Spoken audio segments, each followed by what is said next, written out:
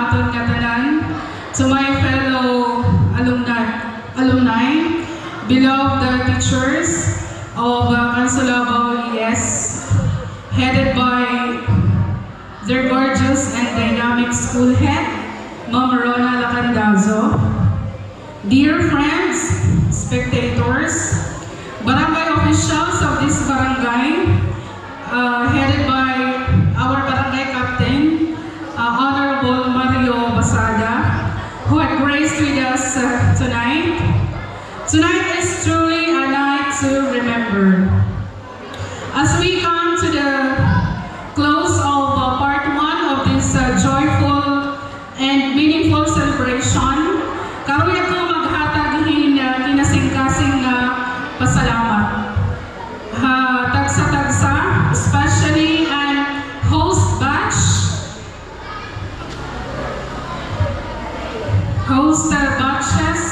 85 and batch 85 and 86.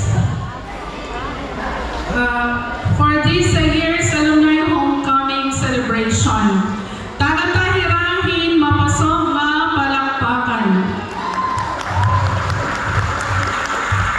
Nga hulos nga kinarawat ang responsibilidad han pag-host yan ang tuig.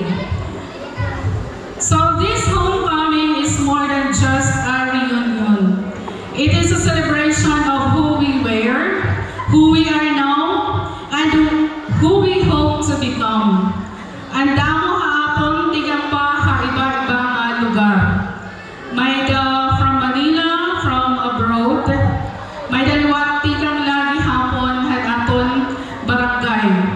Ginbayaan ta na aton mga trabaho, pamilya, ngan ikakabisihan para la makigduyog han karesyuhan hining alumni homecoming. Who would have thought that those ordinary school days would become the memories we cherish the most today? We have all gone on different paths. May na professionals, teachers, nurses, engineers, soldiers, entrepreneurs, OFWs, and proud parents.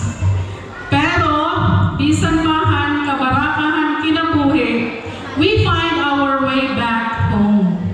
Because this school, the Cansolabao Elementary School, this place, these people, will always be part of our roots. To our beloved teachers, bisan waray na hiradinhi, salamat ang pag-intindi. You molded us not only to be good students, but more importantly, good people. May naman kami na tagsa-tagsa ng mga success stories, yet, and we honor you tonight. To the host batch, damo nga salamat kaniyo mga kabudlay. Bisan nagpapaluyo ang kabaraka. Nga makakaya ba naman ini kay pipirahin man lang kami, di ba Timalo?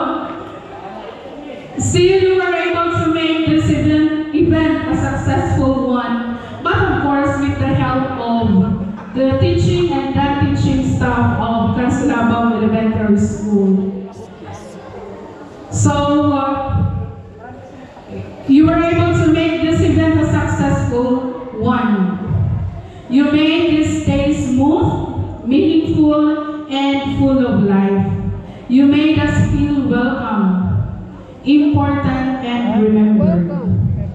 And to all of us who came back, congratulations.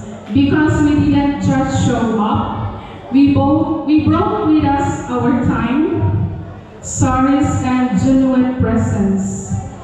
Nagpapamatuod kita nga bisan may nakita kanya-kanya nga kabilinggan, we are still connected by our shared past.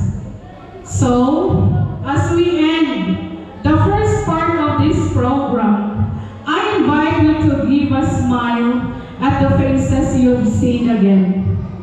Hug one more classmate. Say thank you to one more teacher. Take one more photo. Make one more memory. Kay sugad handin sisaring, you don't remember the days, you remember the moments. This night is full of moments, and for that, I am deeply grateful. Damong nga salamat.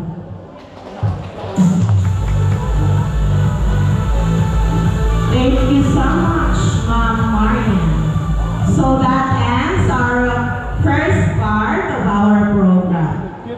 To open the second part, katuanay kita ang sayaw ang kadaman.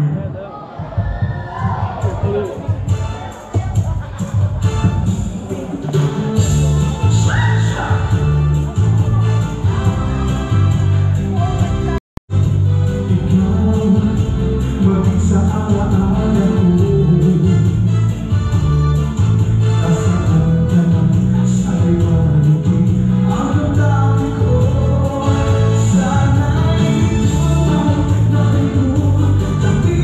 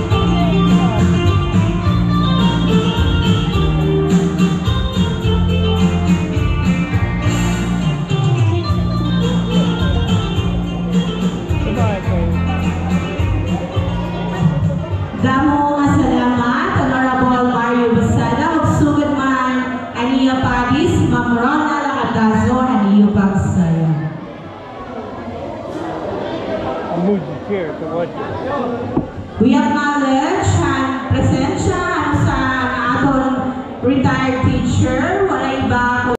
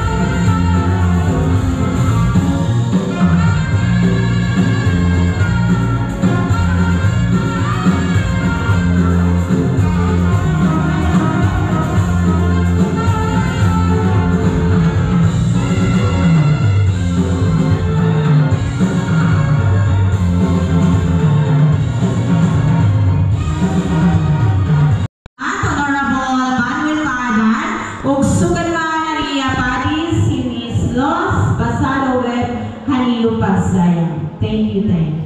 Ganyan na, sa pangakurat siya, ang ato